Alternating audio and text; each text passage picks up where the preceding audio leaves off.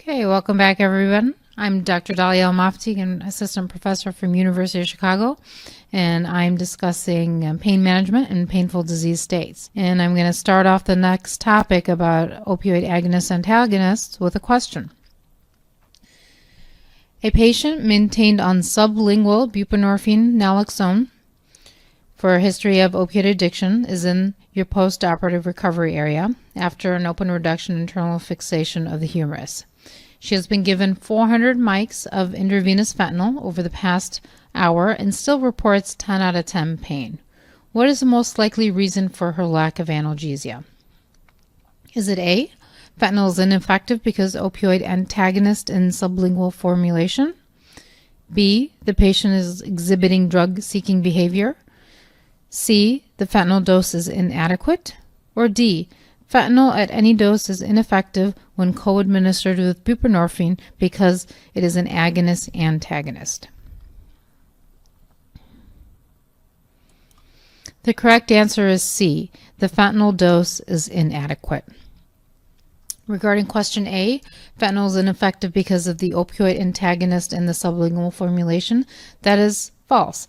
Basically because the naloxone in the formulation is only released if the drug is tampered with, and it's to deter IV abuse of the drug.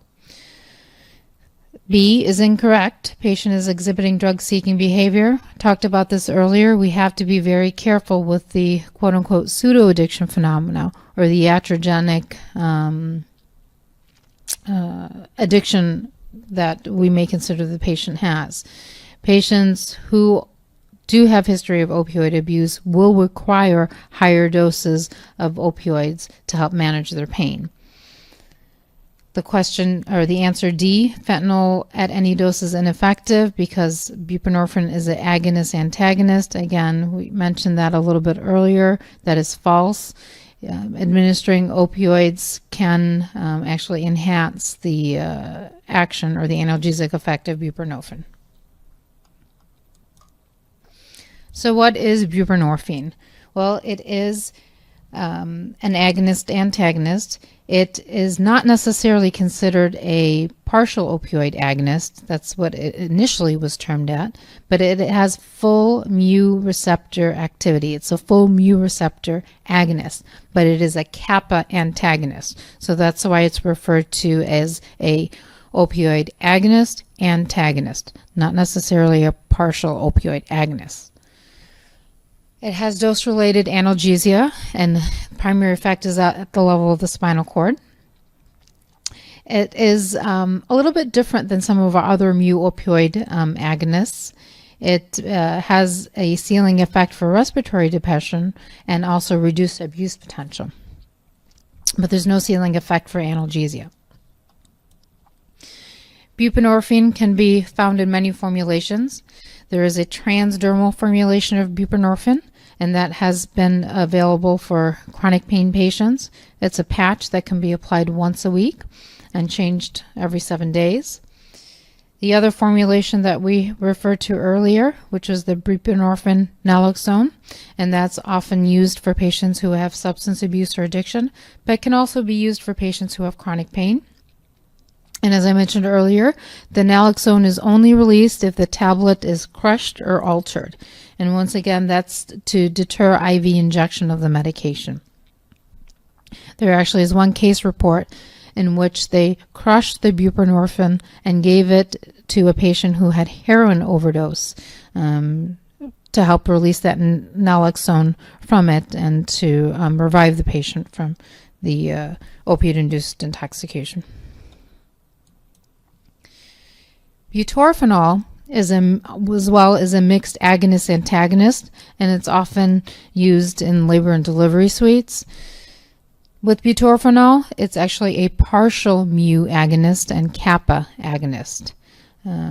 It can precipitate withdrawal and abstinence syndromes in patients who are opioid tolerant, and it has some CNS side effects and is a weak analgesic. Over here is a table that shows a list of some of our agonists-antagonists. We already discussed buprenorphine, and we mentioned that it was a full agonist at the mu receptor and kappa antagonist, while butorphanol is a partial mu agonist, and partial mu agonist and kappa agonist, while nalbuphine is a mu antagonist and kappa agonist. Buprenorphine, we mentioned that it can be used for chronic pain as well as patients who have addiction. Butorphanol is used in our labor delivery suites. We discussed some of its uses. It also helps with itching that can be related to opioids. Nubane has some limited analgesic property, and as well it can be used to treat spinal-induced itching, meaning when we give opioids as our intrathecal dose, it can help resolve the itching related to that. As we have mu receptor agonists, we also have antagonists. Some of the opioid antagonists that we have include naloxone, naltrexone, and methylnaltrexone. Naloxone blocks the mu, kappa, and delta receptors, but it has greatest affinity to the mu receptor. Naltrexone as well blocks mu, kappa, and delta, and it's longer acting than naloxone. Methylnaltrexone, as well, mu, kappa, and delta agonist. One of the special properties of methylnaltrexone is that it does not cross the blood-brain barrier, and it can actually reverse opioid-induced constipation. The only disadvantage of it is it's not available in oral formulation. It's available as a sub-Q injection. Okay, this will lead us into our next topic of discussion, anti-inflammatories. So this is a 16-year-old soccer player who has an anterior cruciate ligament tear and undergoes anterior cruciate ligament surgery as an outpatient. You are considering giving intravenous analgesics. Which of the following statements regarding ketorolac in this setting is most likely true? A, reduction in postoperative pain scores at least 3 hours after administration. B, increase in postoperative nausea and vomiting. C, reduction in postoperative pruritus. Or D, increase in the need for reoperation due to bleeding. The correct answer is A, reduction in postoperative pain scores.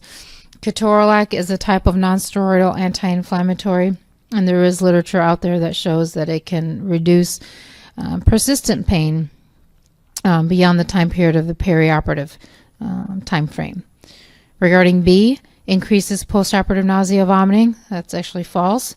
And when we use a multimodal approach, meaning introducing different medications, that can help reduce the incidence of PONV by, number one, decreasing the requirement for opioids, which is commonly related to nausea and vomiting. C, reduction in postoperative pruritus. That is incorrect. Ketorolac has no role with reducing itching, but if we reduce the opioid dose at that point, that maybe it can reduce itching, but ketorolac itself does not reduce that. D, increase the need for reoperation due to bleeding. That is false. Ketorolac is not associated with increased need of reoperation due to bleeding. So that brings us into our next topic, nonsteroidal anti-inflammatory drugs. How do these drugs work? Well, basically by inhibiting cyclooxygenase. If you remember, we have selective nonsteroidal anti-inflammatory drugs and non-selective nonsteroidal anti-inflammatory drugs. When we refer to the cyclooxygenase enzyme, we have COX-1 and COX-2. If you recall, COX-1 is responsible for normal homeostasis, while COX-2 is induced. Normal homeostasis of COX-1, some of the roles that it plays is that it's responsible for kidney function, for platelet aggregation, and normal GI mechanisms, while COX-2 is induced and it leads to inflammation. One has to be careful when using a nonsteroidal anti-inflammatory drugs. You have to be aware of your patient's comorbidities, and because patients who have history of coronary artery disease might be prone to reinfarction if you use a COX-2 inhibitor, while patients who have renal dysfunction or a history of a gastric ulcer may be at increased risk if you use a non-selective nonsteroidal anti-inflammatory drug. This was a study that was published in JAMA regarding the use of nonsteroidal anti-inflammatory drugs in the perioperative time period. This was particular in patients who were undergoing total knee arthroplasty, and they found that patients who were administered nonsteroidals in the perioperative time period had improved postoperative pain scores, and at the same time had reduced risk of developing chronic persistent pain. So again, it can be beneficial in certain types of surgery and preventing chronic pain. The medication we were discussing earlier in the question, ketorolac, that is a non-selective type of nonsteroidal anti-inflammatory, meaning it blocks COX-1 and COX-2. In the U.S., it is only available in an intravenous formulation. I believe in Europe there is an oral formulation. Its analgesic property is thought to be 50 times that of naproxen. Again, as I mentioned earlier, we have to be careful of the patient population that we use it in. Patients who have renal insufficiency, cardiovascular disease, or patients who have gastric ulcers or duodenal ulcers. One must be careful when using this drug, and it's better to be avoided. Some of the pros and cons about using nonsteroidal anti-inflammatories in reference to pain. Of course, we know that it can help reduce opioid-related side effects because it can reduce the dose needed as a part of the multimodal process. And as I showed you the literature earlier, it's been found to reduce postoperative pain scores. And once again, some of the cons are the renal dysfunction that can occur, the GI bleeding that can occur. One has to be careful when using nonsteroidal anti-inflammatories in certain types of surgeries, as it can delay bone healing, and of course the cardiovascular risk that we mentioned earlier. Aspirin is also considered one of our nonsteroidal anti-inflammatories drugs. It results in an irreversible inhibition of our prostaglandin synthetase enzymes and our COX-2. It reaches peak level in about 1 hour. Its half-life is anywhere from 2 to 19 hours. You need to remember that it undergoes rapid first-pass metabolism and is converted in the liver and small bowel into salicylates. There is the phenomena of Ray's syndrome that you need to be cautious of with the pediatric population. So a pediatric patient who has fevers, one must avoid the use of aspirin because that can result in severe liver failure or fulminant liver failure. So avoid aspirin in pediatric patients who have fevers. Acetaminophen is also one of our medications that can be used. It has analgesic property as well as antipyretic property. It does not inhibit peripheral prostaglandin synthetase. One has to be careful when administering acetaminophen with enzyme inducers, such as a patient, for example, who's an alcoholic, as this can lead to metabolites that can cause hepatotoxicity, as it is 90% metabolized in the liver. Dose ranges to avoid liver insult or liver injury. Maximum dose is anywhere from 2,600 to 3,200 milligrams per day for chronic usage. IV formulation of acetaminophen is available for patients that are of NPO status or for the acute postoperative time frame. We've talked about our opioids as well as our nonsteroidal anti-inflammatory drugs. Another class of medications that can be useful in some acute pain conditions and chronic pain conditions are our anti-epileptic drugs, otherwise known as AEDs, and sometimes referred to as membrane stabilizers or anticonvulsants. Now, these class of medications are considered first-line treatment for a lot of our neuropathic pain conditions, as well as fibromyalgia. Carbamazepine is also a type of anti-epileptic drug, and as we mentioned earlier, it's first-line treatment for trigeminal neuralgia. But as well, we must be careful with this medication as it can cause aplastic anemia, and close watch on patients' blood count is vital during initiation of this medication. So how do our anti-epileptic drugs work, and where do they work? Basically, many of these medications block ion channels. They can be calcium channel modulators. An example of that are gabapentinoids. And when I refer to gabapentinoids, that is our gabapentin and pregabalin formulation, as well as valproic acid. Some of the medications can block sodium channels, such as topiramate and carbamazepam, as well as some others that are listed there. Some inhibit the release of glutamate, once again, are gabapentinoids. And some enhance GABA inhibition. Examples of those include valproic acid. Gabapentin and pregabalin are some of the common anti-epileptic drugs that are used for chronic pain. And as I mentioned earlier, they are alpha-2 delta modulators of the calcium channel. They do not block GABA. They are not GABA antagonists. They are modulators of our alpha-2 delta subunit of the calcium channel.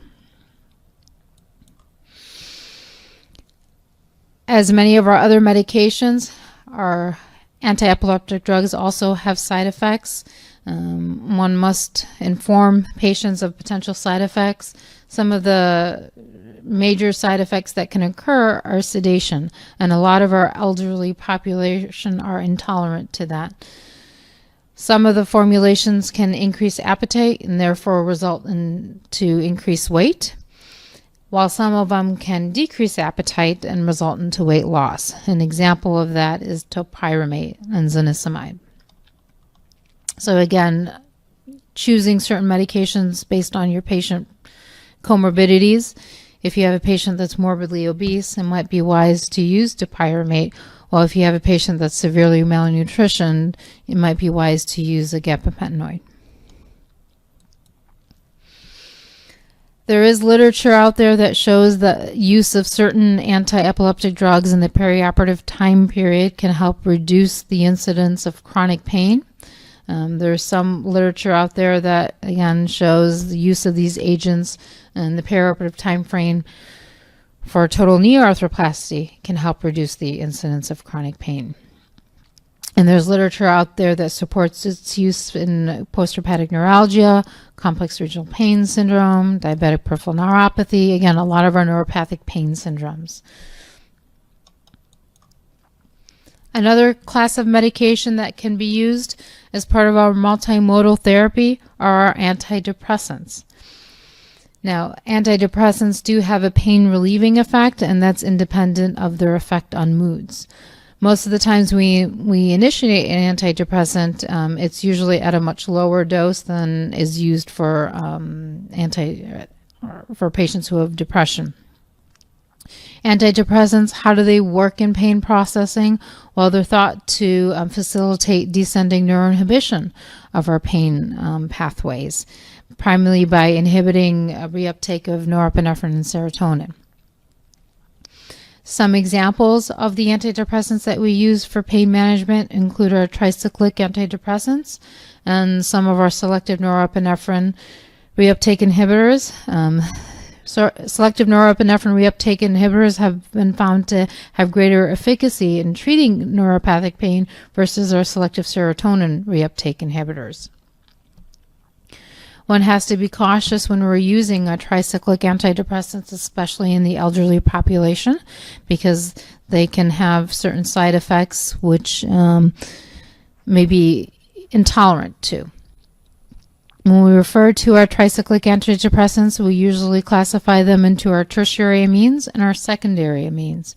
An example of our tertiary amines is amitriptyline, and it has a multimodal property in that it not only inhibits serotonin and norepinephrine reuptake inhibition, but it also has alpha-2 adrenoreceptor activity and ion channel activity, as well as inhibiting the N-methyl-D-aspartate receptor, which has been indicated in some of our sensitization or chronic disease states.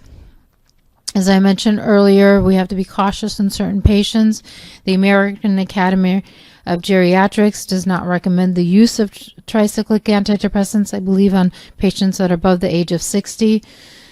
There's actually a black box warning regarding these medications because of some of the anticholinergic side effects that can occur and the orthostatic hypotension.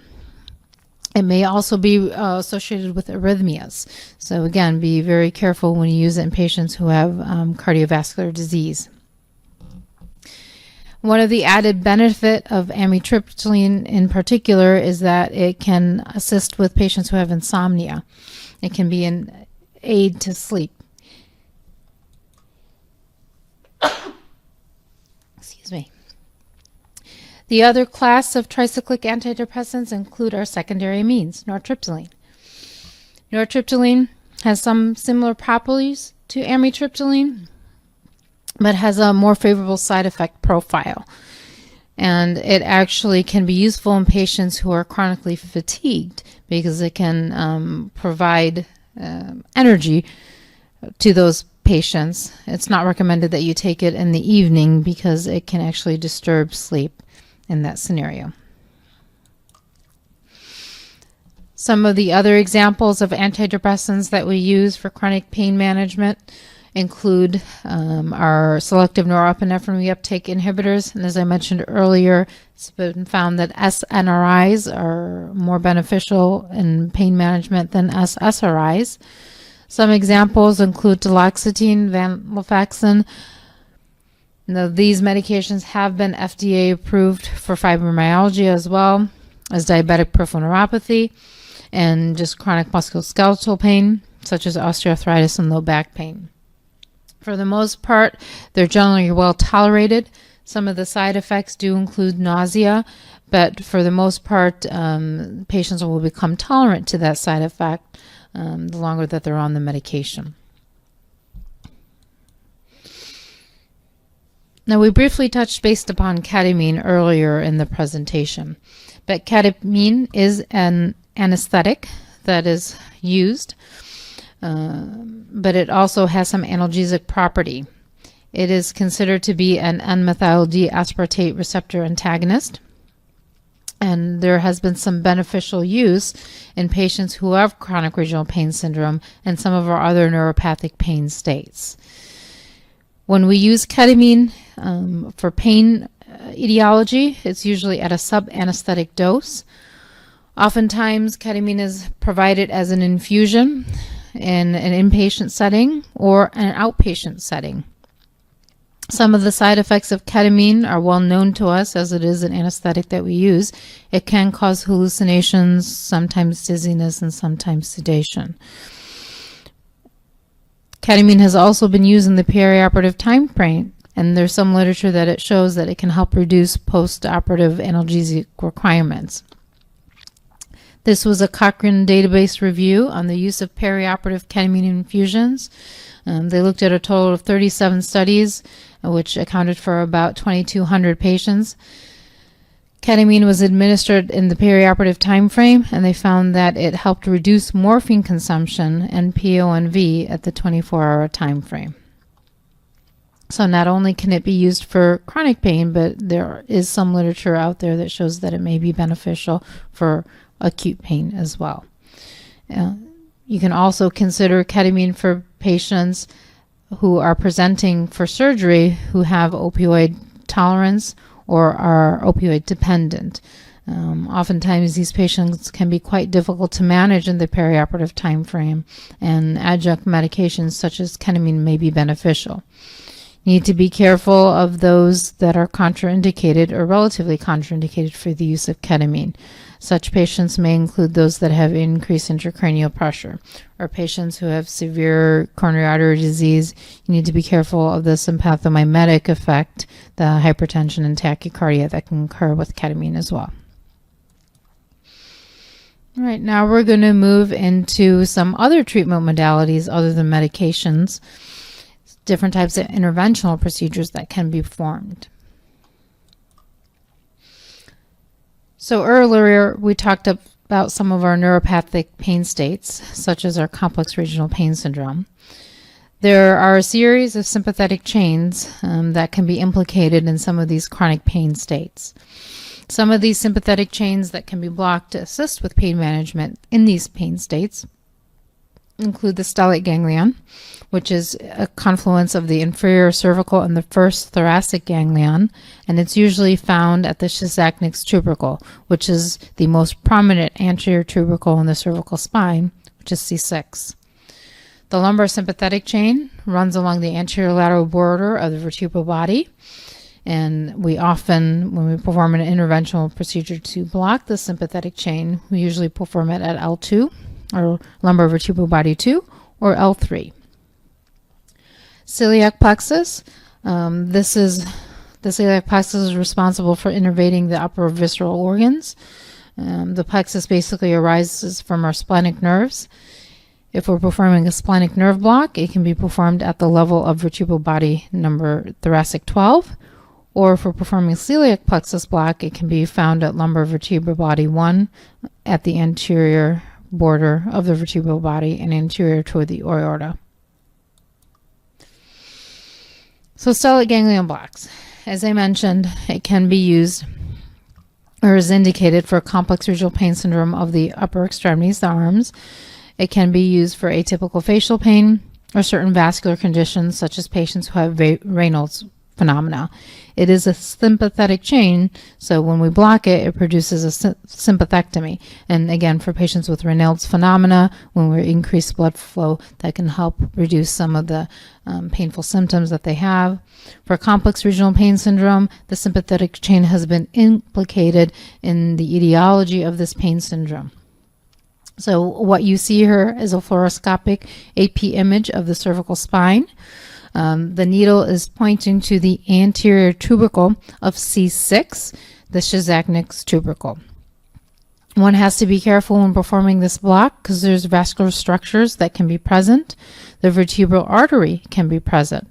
For most individuals, the vertebral artery will dive into the neuroforamen at the level of C7, but there are anatomical variations. In some patients, it may not dive into the neuroforamen at C7, but may continue along the anterior border and dive higher up at C5 or C6.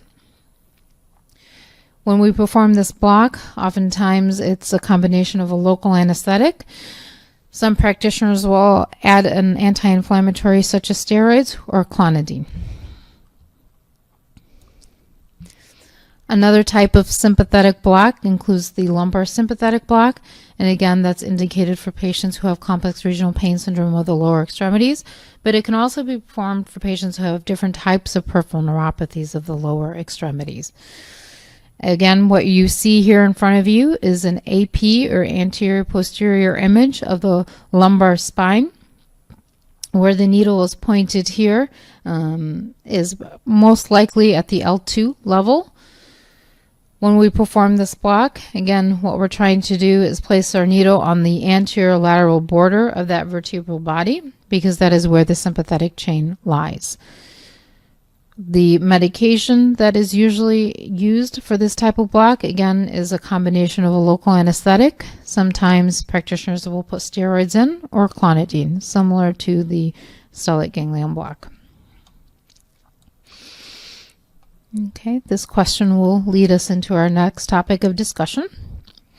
A 58-year-old man has intractable abdominal pain and back pain related to pancreatic cancer. He's currently taking fentanyl 155 mics per hour patch, as well as gabapentin 900 milligrams by mouth 3 times a day, and clonazepam. But his pain persists and medications cause him to be drowsy and constipated. The appropriate next step is most likely A fluoroscopic guided block bilaterally at the anterior lateral border of L1, or B, a fluoroscopic guided block bilaterally at the level of the anterior lateral border of L5. C, a fluoroscopic guided block anterior to the sacrococcygeal membrane. Or D, a fluoroscopic guided block bilaterally at the level of the anterior lateral border of L3.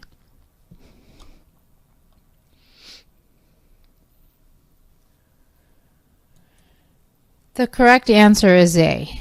Basically, this patient is complaining of abdominal pain, and with the pancreas is supplied by the celiac plexus that receives part of its visceral innervation from the celiac plexus. So a fluoroscopic guided block at the anterior lateral border of L1 is how we perform our celiac plexus block. B, they were referring to a hypogastric block, a fluoroscopic block at the anterior lateral border of L5, and that's usually indicated for patients who have pelvic pain. C, they are referring to a ganglion impar block, and again, that's usually recommended for patients who have ongoing rectal or perineum pain. D is the lumbar sympathetic block that we discussed earlier. It can be performed at the level of L2 or L3 vertebral body. Let's talk a little bit more about the celiac plexus. And there's many approaches that a procedure can be performed. The classic or transcrural approach basically means placing the needle anterior to the aorta at the level of L1. This can be done through a transaortic approach. Prior to doing this procedure, must be very familiar with the patient's CT scan of the abdomen and looking at the anatomy of the aorta. Any patient that has an aneurysm or plaques, maybe it might not be a good idea to do a transaortic approach and just resort to the retrocrural approach, where you don't actually go through the aorta. And that is sometimes can be performed at the level of T12. What you're seeing here as well is a AP fluoroscopic image. Usually when we perform this block, we perform it on both sides. If you get good spread of the injectate from one side to the other side, then at that point you may not need to do both sides. But what you're seeing here is a splenic nerve block. You can see that lower rib, T12, in the image. So we are basically on the anterior lateral border of T12. There are other anterior approaches that can be done for the celiac plexus block, but this would require image guidance, such as CT scan, or rarely ultrasound guided performance. There are endoscopic approaches in which you can perform the celiac plexus as well, doing a transgastric approach. There's no evidence that shows that one technique is superior to the other. Now, when we perform the celiac plexus block, oftentimes the block is considered a diagnostic block. If the patient does get relief, and if they are a palliative patient or a cancer patient, at that point one can consider neurolysis or a sympathetic neurolysis. And that is usually indicated for our palliative patients to provide longer lasting analgesia. And as I mentioned, it's reserved for patients who have malignancies. It's commonly performed for patients who have pancreatic cancer, again, for the primary purpose to help alleviate pain. And sometimes as well, help reduce the opioid side effects that can occur if they are on chronic opioid therapy. How do we perform a sympathetic neurolysis? Well, there's certain agents that can be used. Example of those agents are alcohol or phenol. Alcohol, 50% or 100% can be used. And basically what alcohol does is it causes extraction of the membrane phospholipids and precipitation of the lipoproteins. With the phenol, it causes coagulation of the proteins. Alcohol, you need to remember that it is hypobaric. So if you do perform alcohol neurolysis for a patient who has pancreatic cancer by celiac plexus, positioning of the patient is quite important. If you because it's hypobaric, basically it'll go against gravity, so you would need to lie this patient in a supine position. As you recall, the celiac plexus is anterior to the aorta, and if we inject the medicine, we need it to rise against gravity. Alcohol can be very irritating when injecting. It can actually cause burning and dysesthesias, so oftentimes we will inject a local anesthetic before administering the alcohol. Phenol, on the other hand, is hyperbaric. That means it goes with gravity. So if you place a patient supine, basically what will happen is the phenol will go with gravity towards the back and may actually cause nerve injury. So when you do a phenol block, you would want the patient to be in a prone position. Phenol does not cause irritation because it does have local anesthetic properties.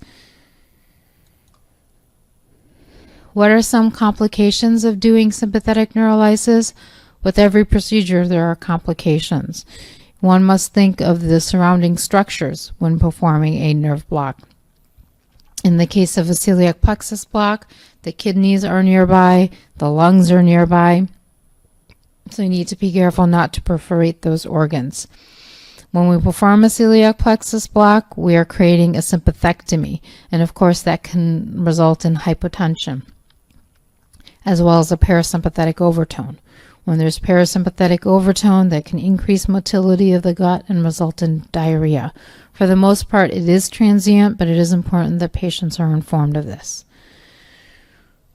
One of the more severe side effects is an intravascular injection to nearby collaterals of the spinal cord, the artery of Adamcoix, and that's usually found on the left side. This can result in spasm of the artery, which therefore can lead to spinal cord infarctions. So one must be very careful when performing these procedures. The incidence is quite low, but it is a risk that we must keep in mind as we perform these procedures. So this table here as well shows different type of neurolytic procedures. We discussed the celiac plexus and the splenic nerve, where it's performed, and what it's indicated for. And commonly performed for patients who have pancreatic cancer, but it could be any organ that's diseased from distal esophagus to the transverse colon. Some of the side effects when we perform these blocks, again, we talked about the hypotension, the parasympathetic overtone that can lead to diarrhea, and also injury to the surrounding structures such as pneumothorax, as well as the paraplegia if we invade the artery of Adamcoix. Superior hypergastric block, usually performed at the level of L5-S1 vertebral body, and again that's indicated for patients who have disease of the pelvic organ, bladder cancer, cervical cancer, prostate cancer, rectal cancer. This as well as a sympathectomy, so it can lead to hypotension. And again, efficacy in literature has been reported to be anywhere around 70%. Ganglion impar is usually done anterior to the sacrococcygeal ligament, and it's indicated as well for rectal pain from rectal cancer, but also any type of perineal pain. Side effects, you need to be careful surrounding structure, and because it is anterior to the sacrococcygeal ligament, it's in close proximity to the rectum, so perforation can occur, and of course infection. And there's limited literature on its efficacy. Some of the more advanced modalities we have in treating cancer pain include our intrathecal drug delivery systems.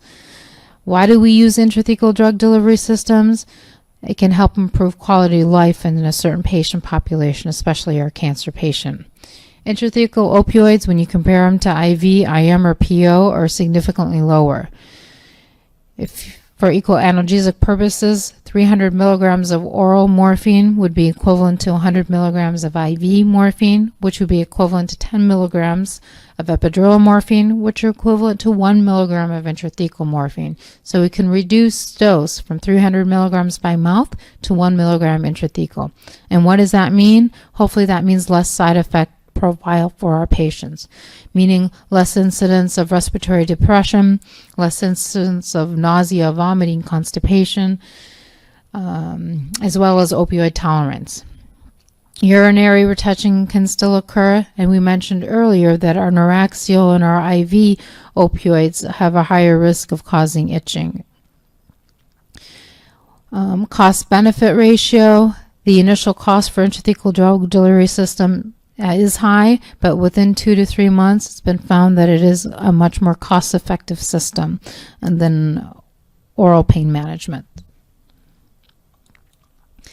And again, with every interventional procedure, there can be complications, so one must do a risk-benefit ratio before deciding to proceed. Another form of our advanced treatments and pain management includes spinal cord stimulation, otherwise known as dorsal column stimulation or neuromodulation.